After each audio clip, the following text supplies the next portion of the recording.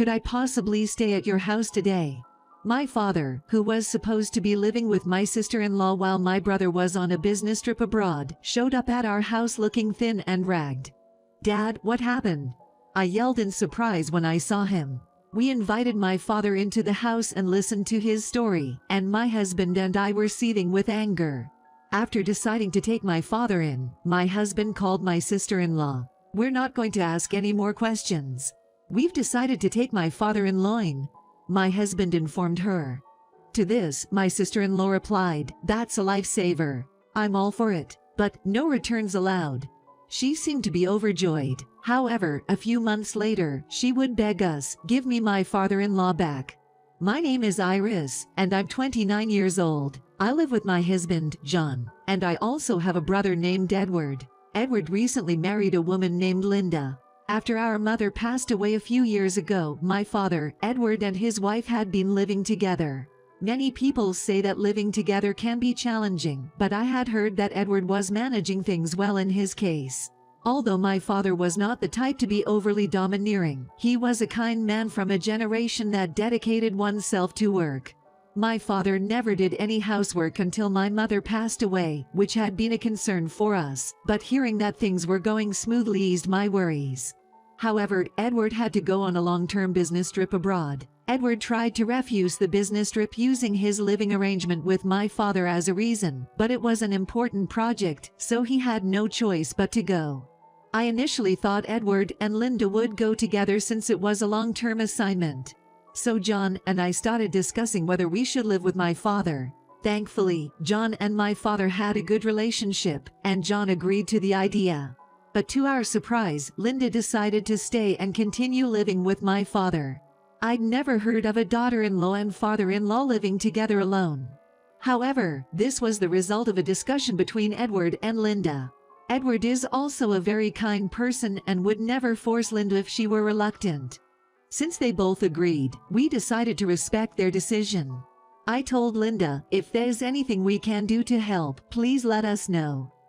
She replied, "It's okay. I'll take good care of your father. Don't worry." However, a few months later, my father suddenly visited our house. It was late, and both John and I were surprised. Furthermore, my father was terribly thin and his clothes were worn out. "Dad, what happened?" I asked. He responded, "Well, I know it's sudden, but could I stay at your house tonight?" Of course, we welcomed my father into our house. We prepared some simple food and warm drinks and started to hear his story. At first, my father was reluctant to talk, but since he had come to us, he began to tell us what happened in bits and pieces. Edward had initially said, "The company can arrange for you and Linda to live abroad with me. Although it's a long-term business trip, it's temporary, so we all can go abroad." However, Linda objected, saying, "I don't want to live in an unfamiliar country." Moreover, she was considerate towards my father, saying, "It would be hard on your dad to live abroad at his age, even if it's for a limited time." So they decided that my father and Linda would stay put, but it seems Linda just wanted to do as she pleased while Edward was away. My father had entrusted his pension to Edward and Linda, and they managed all his affairs.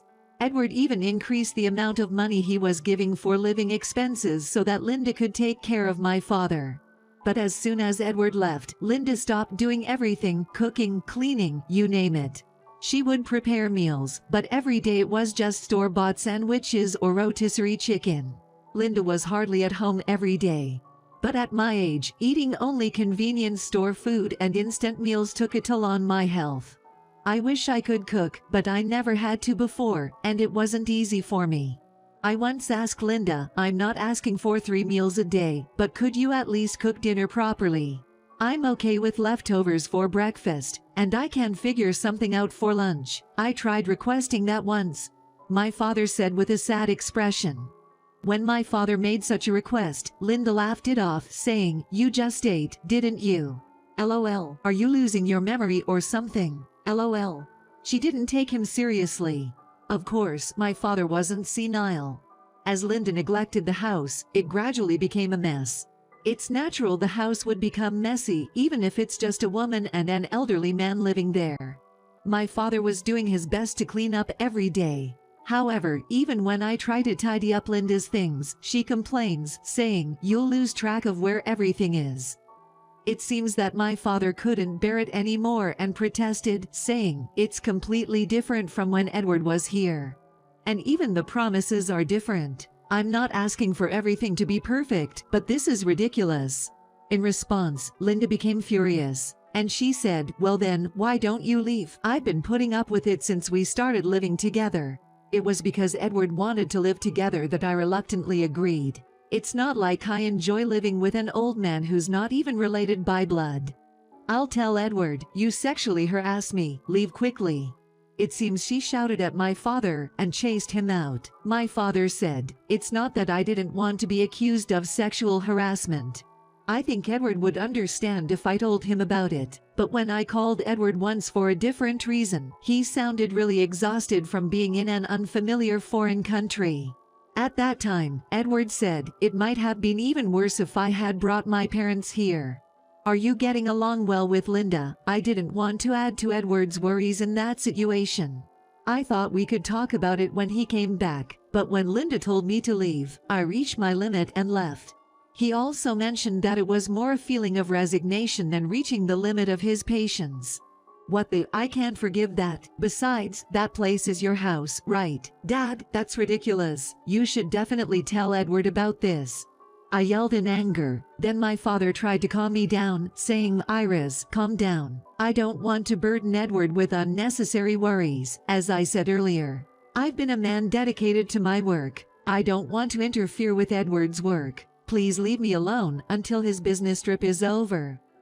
And he said to us, "I didn't have anywhere else to go today, so I came to your house. I'm sorry, but can you let me stay for a few days? Starting tomorrow, I'll start looking for an apartment where I can live alone." Then John proposed, No, live together with us. Originally, we were talking about living together with you if Edward and Linda were going abroad together. Besides, you're in the same line of work as me. I have various things I want to discuss about work. Of course, if you're okay with it, could you help us with the work? Help with the work.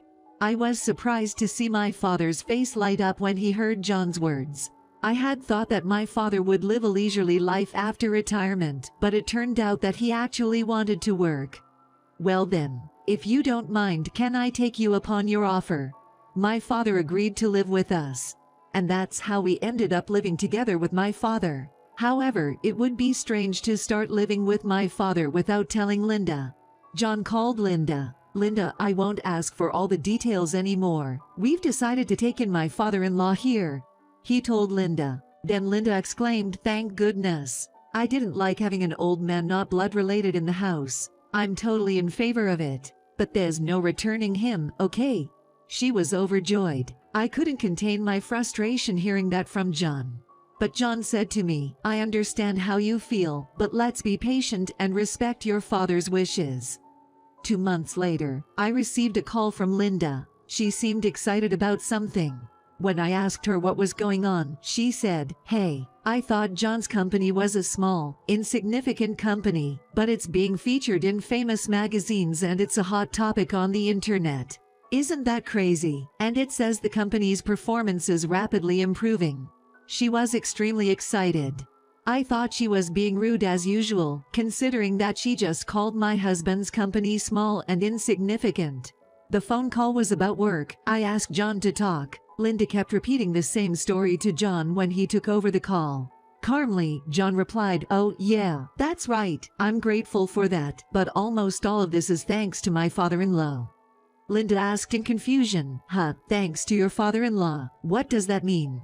John and I decided to explain it to Linda step by step. First of all, my father had retired, but at 65, he was still full of energy. His mind was sharp as well.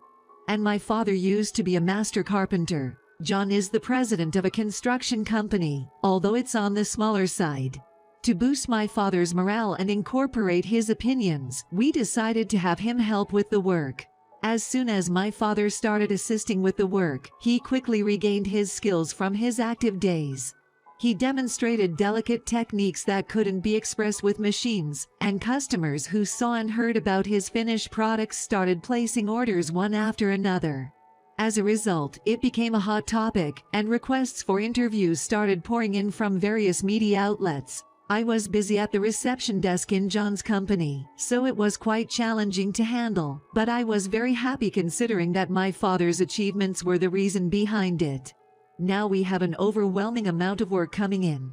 The company is moving quickly to expand its business. At first, my father was just helping out, but now he has an important position in the company. My father, who originally enjoyed working, became more and more lively. I was moved to see him shining again. As we were happily discussing it, Linda seemed to be getting more and more irritated on the other end of the phone. What is this? When he was at home, he was just a useless old man. I took care of your father until he started taking care of himself, right? So give me $1 million as compensation for that. Linda said. She was talking nonsense. What are you talking about? There's no way we can do that. John replied, and he hung up the phone. Linda contacted us multiple times afterwards, but we ignored all of them. I thought she might come to our house directly, but that didn't happen. It was because my brother returned home earlier than planned during that time. He learned about my father being kicked out and was furious with Linda. When my brother came home intending to surprise us, he was shocked to see the messy state of the house. Rather to his surprise, there were many signs that Linda had brought other men into the house.